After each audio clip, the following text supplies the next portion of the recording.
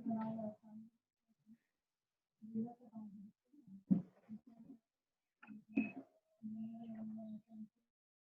हम लोग जो आज टॉपिक पढ़ेंगे ना, preservation of meat and poultry.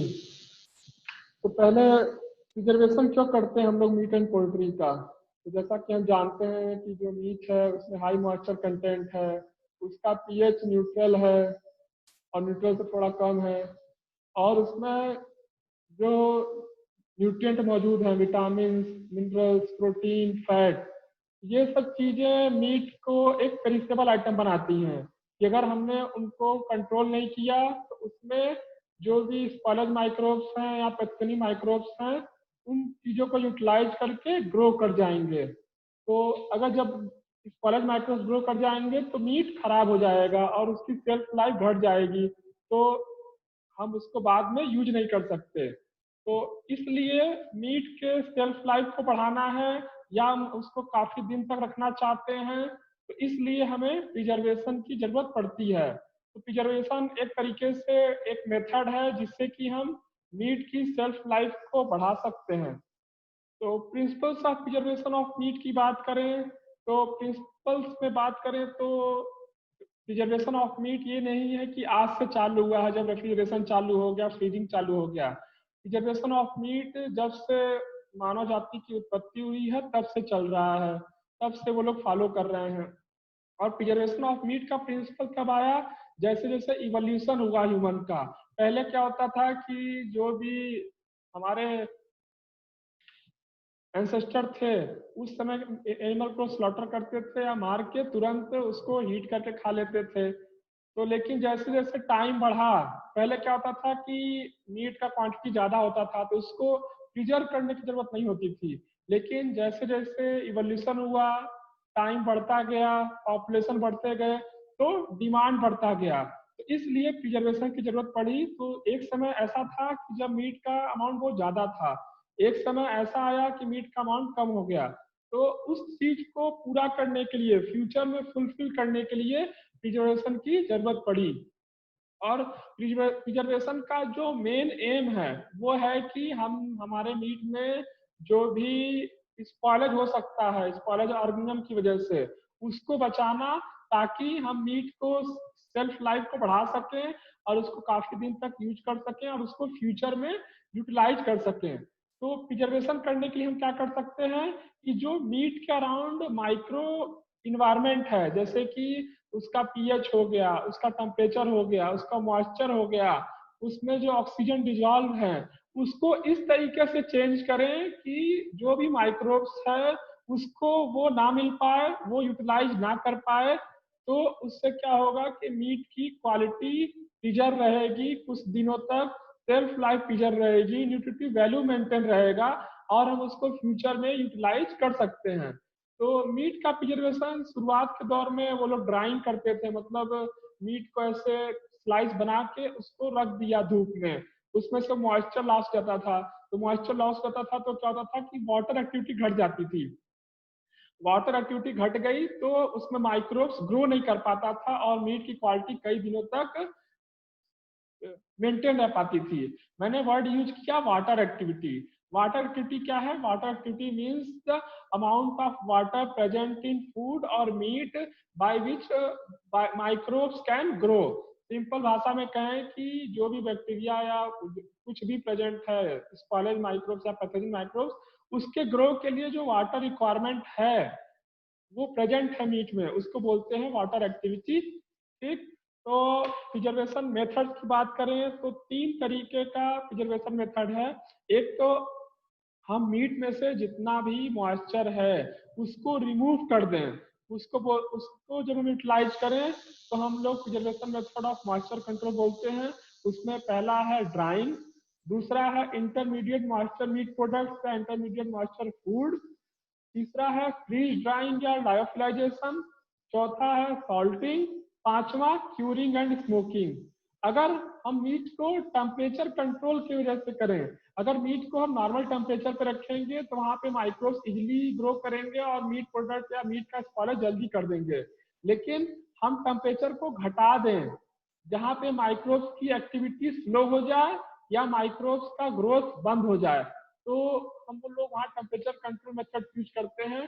पहला, प्रिजर्वेशन बाय लो टेम्परेचर, मतलब लो टेम्परेचर को यूटिलाइज करके हम इस पॉलिश को रेख रहे हैं या मीट को प्रिजर्व कर रहे हैं, तो चिलिंग जो कि नॉर्मल घर में यूज करते हैं, चिलिंग या रेफ्रिजरेशन।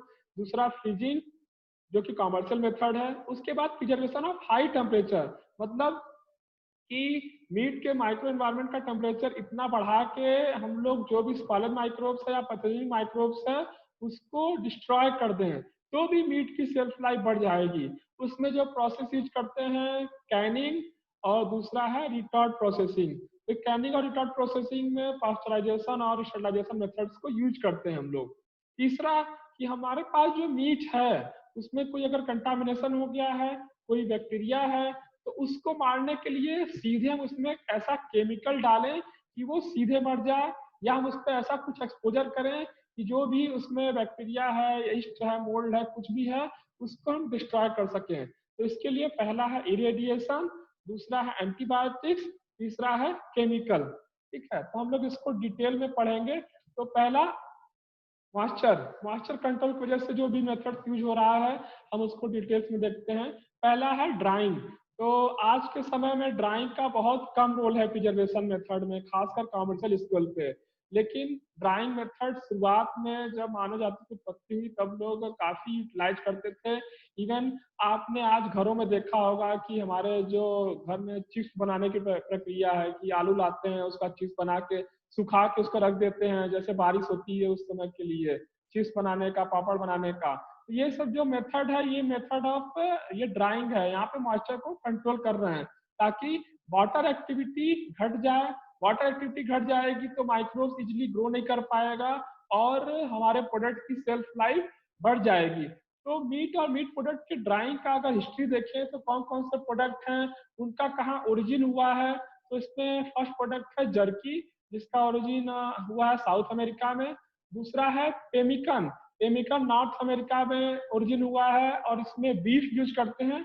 इसी तरह हेनिकन होता है, हेनिकन में चिकन मीट यूज करते हैं। उसके बाद बिल्टोंग है, बिल्टोंग साउथ अफ्रीका में यूज करते हैं। चार्क यूरोपिया और ब्राजील का प्रोडक्ट है ये। ओडका सोमालिया और ईस्ट अफ्रीकन कंट्रीज में ये कॉमन प्रोडक्ट है, ड्राइड प्रोडक्ट। क्वांटा इथियोपिया और अदर ईस्ट अफ्रीकन कंट्रीज का प्रोडक्ट है। उसके बाद खिलिसी, खिलिसी नाइजीरिया और वेस्ट अफ्रीकन कंट्री का प्रोडक्ट है। और इवन आईवीआरआई में हमारे एक सीनियर ने खिलसी बनाया था, उस पर पीएचडी की थीसिस भी है। और उसके बाद पस्त्रीमा, पस्त्रीमा पस्तीमा टर्की, इजिप्ट और अर्मेनिया में बनाते हैं। तो ये सब आपको ये जो कॉमन ड्राइड मीट प्रोडक्ट हैं उनका कंट्री ऑफ ओरिजिन क्या है ये आपको याद रखना है। उसके बाद दूसरा मेथड है जिसमें मॉइस्चर को रिड्यूस कर रहे हैं, फ्रीज ड्राइंग, या उसका सिनोनिम है लायोफिलाइजेशन। फ्रीज ड्राइंग देखिए आप इसको दो पार्ट में तोड़ दें। तो फर्स्ट है फ्रीज, कि पहले हम मीट का फ्रीजिंग करेंगे उसके बाद ड्राइंग करेंगे, मतलब फ्रीज करके मॉइस्चर को रिमूव करने का जो प्रोसेस है उसको बोलेंगे लायोफिलाइजेशन। तो freeze drying is the method of removing water from frozen food. इसमें जो प्रिंसिपल इन्वॉल्व है फ्रीज ड्राइंग में वो है सब्लिमेशन। सब्लिमेशन आपको पता होगा, आपने फिजिक्स में पढ़ा होगा कि सब्लिमेशन में जो भी फ्रोजन है, जो भी कोई अगर वाटर फ्रोजन फॉर्म में है वो सीधे गैस फॉर्म में हो जाए without going into liquid form, उस प्रोसेस को हम बोलते हैं सब्लिमेशन। तो यहाँ पे फ्रीज ड्राइंग में हम सब्लिमेशन प्रोसेस को फॉलो करेंगे। तो इसमें पहले क्या करते हैं कि जो भी हमारा मीट है या तो उसको हम लोग पहले फ्रीज कर देते हैं। फ्रीज कर दिया, उसका टेम्परेचर फ्रीजिंग पॉइंट नीचे चला गया, ओके, ऑफ मीट -2.5 के नीचे। उसके बाद हम उसका वैक्यूम पैकेजिंग करेंगे या उसको वैक्यूम के अंदर सब्जेक्ट करेंगे। वैक्यूम में सब्जेक्ट करने के बाद हम उसको सर्टेन टेम्परेचर पे रखेंगे। तो जब हम वैक्यूम में रखे हैं, टेम्परेचर बढ़ा दिया हमने, तो वहां पे सब्लिमेशन प्रोसीजर और सब्लिमेशन प्रोसेस फॉलो होगा। मीट में जो भी वाटर फ्रोजन हुआ है वो सीधे इवापोरेट होके खत्म हो जाएगा, उससे वाटर एक्टिविटी घट जाएगी और वाटर एक्टिविटी घट जाने की वजह से कोई भी माइक्रोब्स, स्पॉलन माइक्रोब्स ग्रो नहीं कर पाएगा और मीट की इस तरीके से सेल्फ लाइफ बढ़ जाएगी। और इसमें जो मेन कंडीशंस रिक्वायर्ड है कि ये जो लायोफिलाइजेशन है हम लोग खासकर कम्युनिटेड मीट के लिए यूज करते हैं। कम्युनिशन मीन्स कि हम जो कीमा बना रहे हैं, मतलब हमारे पास जो मीट चंक्स है या कार्कास का जो मीट ऑब्टेन हो रहा है, हम उसके छोटे छोटे पार्ट में कन्वर्ट कर दें। तो इसके लिए जरूरी है कि मीट को हम लोग पहले कम्युनिट कर लें या उसको छोटे छोटे पार्ट में कन्वर्ट कर दें, और हम उसको ऐसे पैकेज में रखें कि पैकेज मॉइस्चर प्रूफ हो, मतलब उस प्लास्टिक मटेरियल में से पानी अंदर बाहर ना जा पाए, क्योंकि हमने यहाँ पे मॉइस्चर को रिमूव किया है। ये चीज बहुत जरूरी है जब हम फिश ड्राइंग करने जा रहे हैं। दूसरा कि हम फिश ड्राइंग की मदद से beef, pork, chicken, shell fish मतलब फिश में भी होल स्टिक और चॉप्स को भी कर सकते हैं। लेकिन fish drawing method expensive method है, ये बहुत महंगा मेथड है। क्यों? क्योंकि मीट में मॉइस्चर ज्यादा है, मॉइस्चर को रिमूव करने में काफी एनर्जी का इस्तेमाल हो रहा है, जिसकी वजह से फिश ड्राइंग मेथड बहुत महंगा है। लेकिन इसके फायदे भी हैं। फिश ड्राइंग का ये फायदा है कि जो भी मीट है उसमें जब हम फिश ड्राइंग करेंगे, जितना प्रोडक्ट लेंगे, तो यहाँ पे श्रिंकेज के चांसेस बहुत कम है। मीट की न्यूट्रिटिव क्वालिटी ऑफ फ्लेवर पे कोई असर नहीं पड़ता है। जो मीट का nutritive quality of flavour fish drawing के पहले रहेगा, वही उसके बाद रहेगा। तो ये फिश ड्राइंग और लाइफाइजेशन का फायदा है।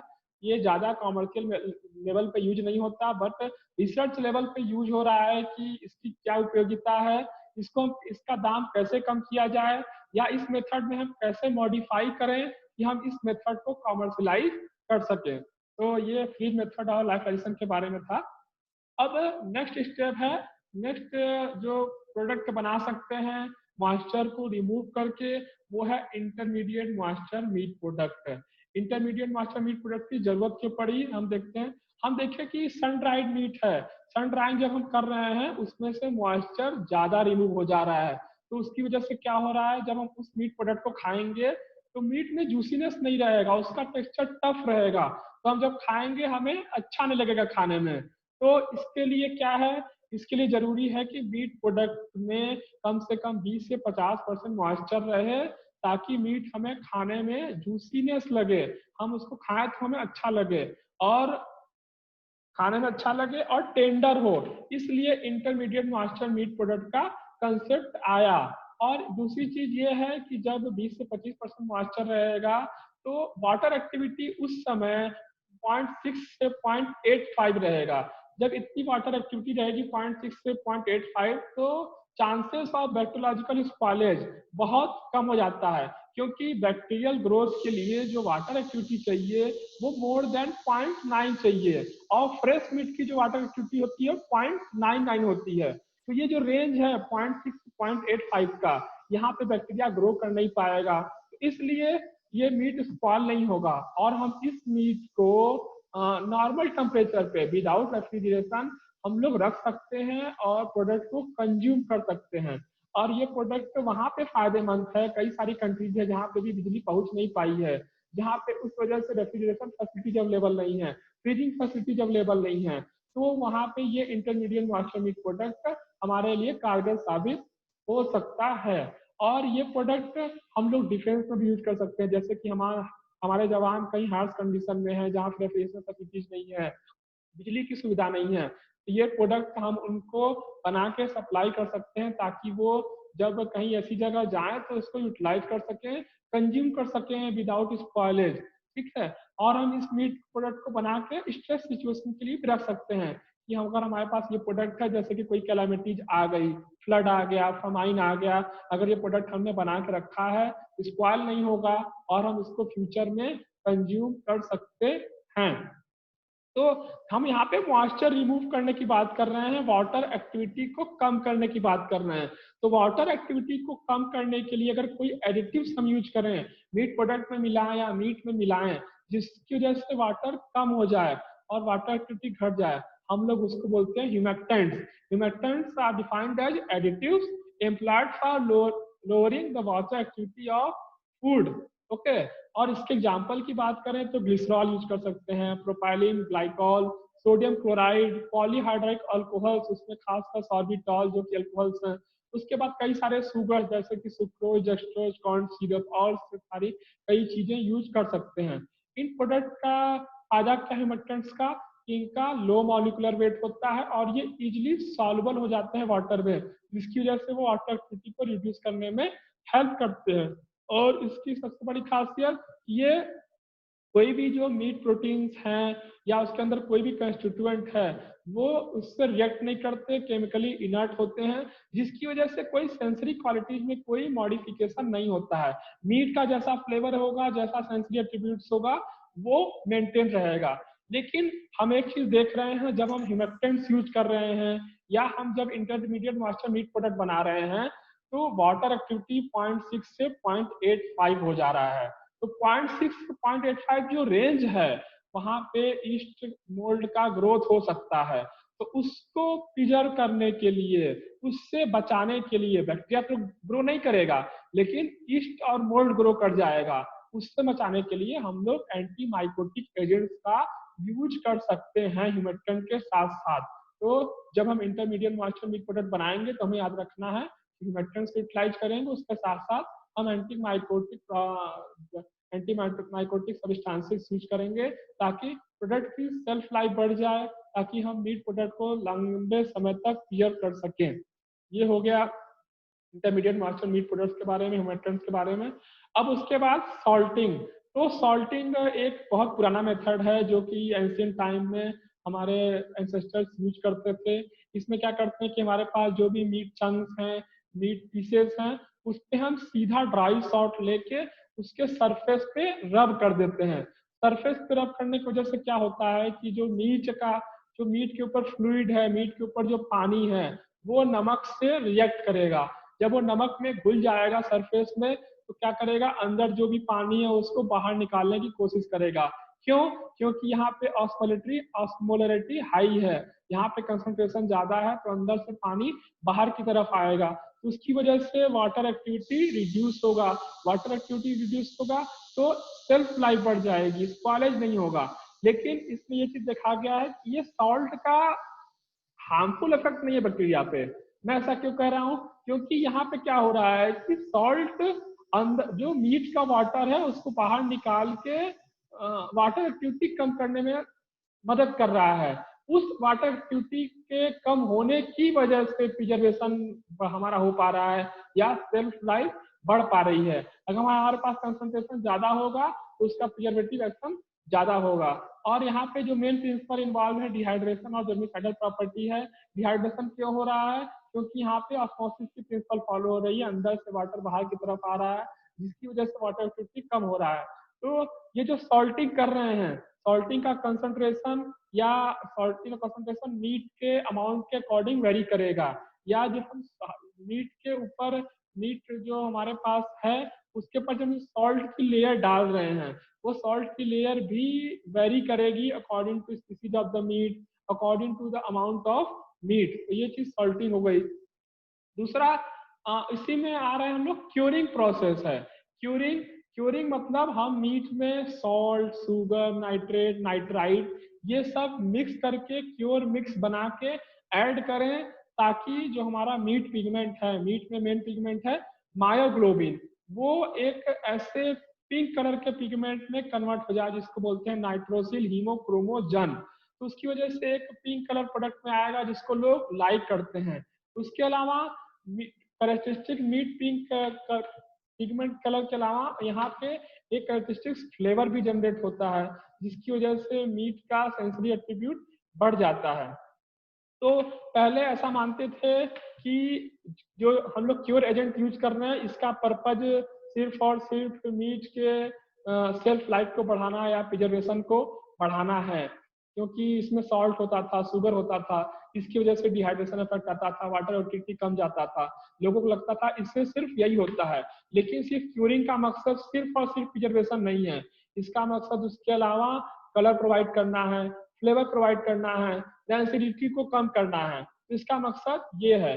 लेकिन आज के समय में, मॉडर्न जमाने में क्यूरिंग का प्रोसीजर घट गया है, क्योंकि रेफ्रिजरेशन फैसिलिटीज है हमारे पास, वहां पे हम मीट को सीधे रखते हैं, और मीट की सेल्फ लाइफ कई दिनों तक बरकरार रह पाती है, उसकी क्वालिटी बरकरार रह पाती है। तो क्यूरिंग में हम क्या क्या कंस्टिट्यूएंट यूज कर सकते हैं? तो यहाँ पे हम सोडियम क्लोराइड यूज कर सकते हैं, सोडियम और पोटेशियम नाइट्रेट यूज कर सकते हैं, सोडियम नाइट्राइड यूज कर सकते हैं, मोनोसोडियम ग्लूटामेट जिसको कि अजीनोमोटो बोलते हैं या चाइनीज सॉल्ट बोलते हैं, और उसके बाद शुगर, एस्टिक एसिड, विनेगर्स, स्पाइसेस, ये सब कंस्टिट्यूएंट यूज करके हम लोग एक क्योर मिक्स बना सकते हैं और मीट पे सीधे अप्लाई कर सकते हैं। तो हम एक एक कंस्टिट्यूएंट का क्या फंक्शन है, वो कैसे एक्ट कर रहा है, हम अभी देखेंगे। तो पहला जो क्योर एजेंट है वो है सॉल्ट। सॉल्टिंग की बात मैंने पहले भी करी सॉल्टिंग में, लेकिन यहाँ क्योर एजेंट एक सॉल्ट है वहां पे कंस्टिट्यूएंट, इसलिए मैं इसको फिर से डिस्कस कर सकता हूँ कि सॉल्ट जो है वो एक्ट करेगा डिहाइड्रेशन के तौर पे और ऑस्मोटिक प्रेशर को वो चेंज कर देगा, जिसकी वजह से वाटर बाहर की तरफ आ जाएगा, बैक्टीरियल ग्रोथ रिड्यूस हो जाएगा और स्पॉयलेज को बचाएगा। जब हम सॉल्ट को ऐड करते हैं तो वहाँ सॉल्ट क्या होगा कि जो NaCl है वो Na प्लस और Cl माइनस में ब्रेक हो जाएगा, आयनाइज हो जाएगा, जिसकी वजह से जो क्लोरीन का है उसका हार्मफुल इफेक्ट होता है बैक्टीरिया पे और उसकी वजह से बैक्टीरियल ग्रोथ रिड्यूस हो जाती है। इसके साथ साथ जो सॉल्ट है वो हमारा जो सेल है, सेल मेम्ब्रेन को इस तरीके से सेंसिटाइज करता है, उसके रिसेप्टर्स को इस तरीके से सेंसिटाइज करता है कि हमारी जो सेल है मीट पे जो अंदर सेल कंस्टिट्यूएंट है वो CO2 की तरफ सेंसिटाइज जाते हैं और उसके अफेक्ट से प्रभावित होते हैं। उसके साथ साथ सॉल्ट कई सारे इंजाइमेटिक एक्शन के साथ भी इंटरफेरेंस करता है, कई सारे इंजाइम्स की एक्टिविटी को घटा देता है, जिसकी वजह से स्पॉयलेज की एक्टिविटी घट जाती है। और जो सॉल्टिंग है या जो सॉल्ट की एक्टिविटी है ये कंसंट्रेशन के अकॉर्डिंग वेरी करेगी और स्टोरेज टेम्परेचर के अकॉर्डिंग वेरी करेगी। और सॉल्ट का लेवल देखा जाए तो 3% हैम प्रोडक्ट में, 2% बेकन प्रोडक्ट में एक्सेप्टेबल लिमिट है। इसके अलावा ये जो सॉल्ट है NaCl है, NaCl का क्या है, आज के दौर में NaCl की वजह से हाई BP की प्रॉब्लम आ रही है, लोगों को कार्डियक प्रॉब्लम आ रही है। तो इसको रिड्यूस करने के लिए कई कंट्रीज में रिसर्च हुए हैं, जिसमें हमने क्या किया, NaCl को KCl से रिड्यूस किया।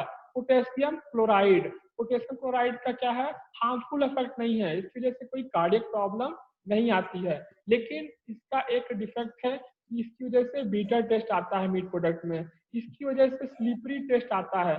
तो इसको रिड्यूस करने के लिए हम क्या किए कि होल KCl यूज नहीं कर सकते हैं, हम क्या करेंगे, सोडियम क्लोराइड में से 50% चाहे 40% पोटेशियम क्लोराइड से रिप्लेस करेंगे। तो ऐसे ही एक मिक्सचर होता है लाइट सॉल्ट, LITESALT, उसमें क्या होता है, उस सॉल्ट में 50% सोडियम क्लोराइड, 50% पोटेशियम क्लोराइड, जिसकी वजह से heart problem, cardiac disturbance reduce हो जाए। ठीक है, तो ये सॉल्ट का फंक्शन हो गया, उसको कैसे यूटिलाइज करते हैं क्या है। उसके बाद सर हैम और बेकन में क्या अंतर? हैम और बेकन, हैम क्या है, हैम एक पर्क प्रोडक्ट है जिसमें कि जो हाइंड लेग है पिग का, मैंने जब आपको कारकास पढ़ा रहा था तो उसको बताया होगा कारकास इवोल्यूशन प्रोसीजर में, तो जो जो पिग का जो हाइंड लेग वाला पोर्शन है उसको बोलते हैं हम लोग हैम। ठीक है, और जो पिग का बेली रीजन या स्टमक रीजन से जो कट हम ऑब्टेन कर पा रहे हैं उसको बोलते हैं बेकन। ठीक है, तो ये है हैम और बेकन। ठीक, उसके बाद हम शुगर की बात करते हैं।